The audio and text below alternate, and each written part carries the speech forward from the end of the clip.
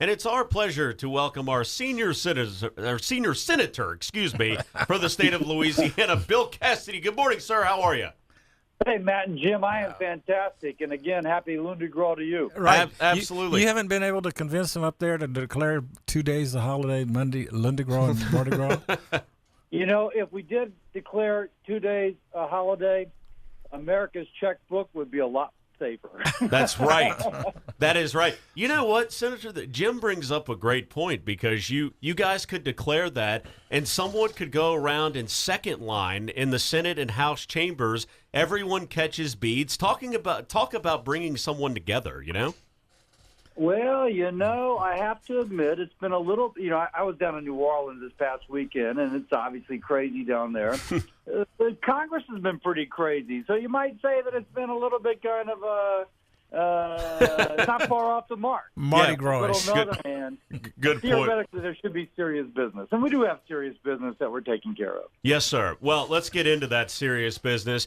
I have always said, and I'm not trying to butter you up because you're on the air with us, I've always said that you're probably my favorite of our Louisiana delegation because I think as an internal medicine doctor, you have to think outside the box, and you tend to do that with a lot of your stances. And the thing that I really, before we get to prescription drugs, please, Ted, this is the first time we've had a chance to talk with you about you coming up with the idea or being a part of the idea to make drug traffickers pay for at least a portion of the wall. Can you talk about how you came up with that idea? Absolutely. We've been looking at how drug cartels finance what they do. We've clearly got a problem with drugs in our society. Sheriff Hilton tells me when he entered the sheriff's department 30 years ago, the population of Alexandria is about 100,000 people, and they had 400 prisoners. And now it's about 120,000 people, but they've got, 1,200 prisoners.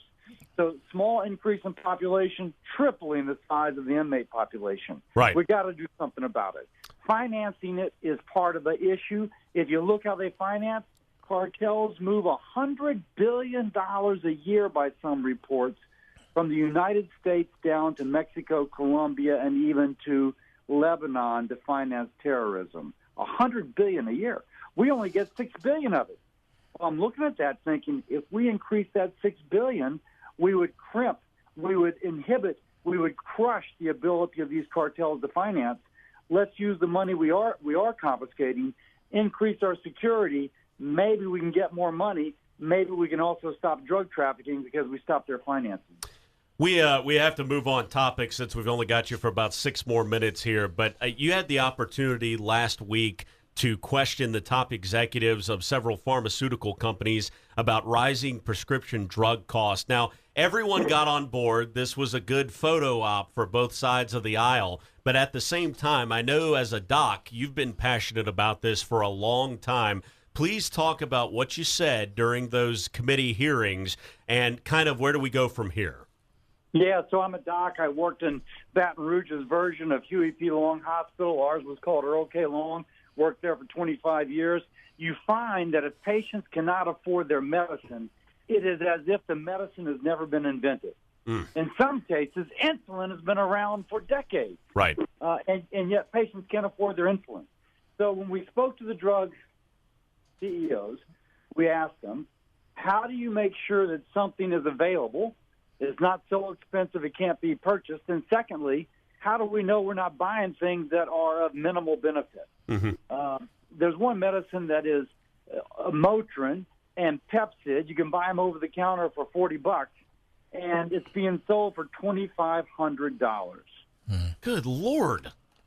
So why? Let me ask you this. I know, for instance, that that drug that treats Crohn's disease and arthritis apparently is sold for 80% less in parts of Europe, but it's made by an American drug company. How in the hell does that happen? Yeah, because they use laws that were meant to promote innovation and invention. They use those laws to keep out competition. Now, the American people have said, we want innovation. We'll give you laws that reward it. On the other hand, when they're being used to keep out competition which lowers prices, that's an abuse of the American laws. So we're also trying to focus on that. Let's take a call for Senator Cassidy. Good morning. You're on with the senator. Go ahead. Hey, good morning, Senator. If we've had this subject a lot lately on this talk show. So, what is your answer? Are you promoting government control of prices, or are you promoting less regulation so that the market can control the prices? And I'll hang up. Yeah. So, great question. I am nervous about the government controlling the price, because then the government sets the rules and the government is the negotiator. You're going to come up with something which is unfair and which kind of squashes that next level of innovation that might come up with a cure for Alzheimer's, for example.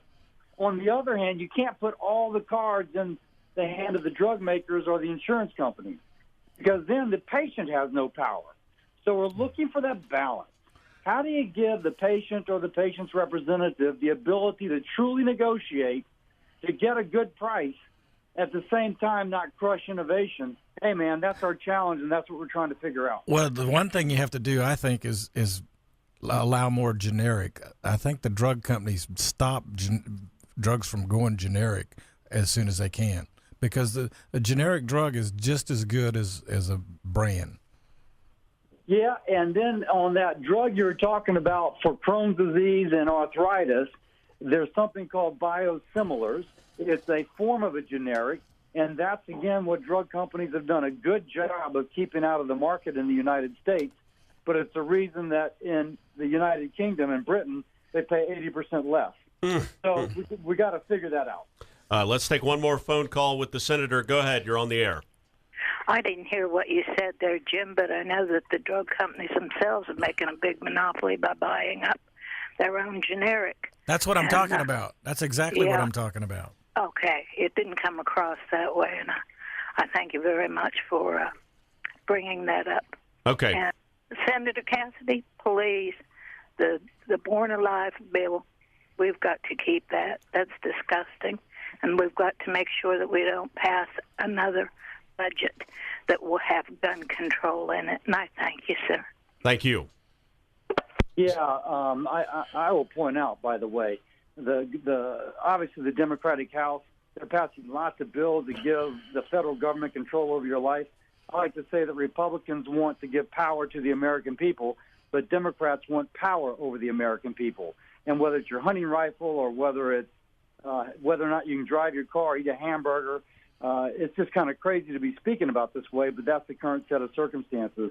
But I'm going to defend your right to have your hunting rifle, to eat your hamburger, and to pick your doctor and your insurance company.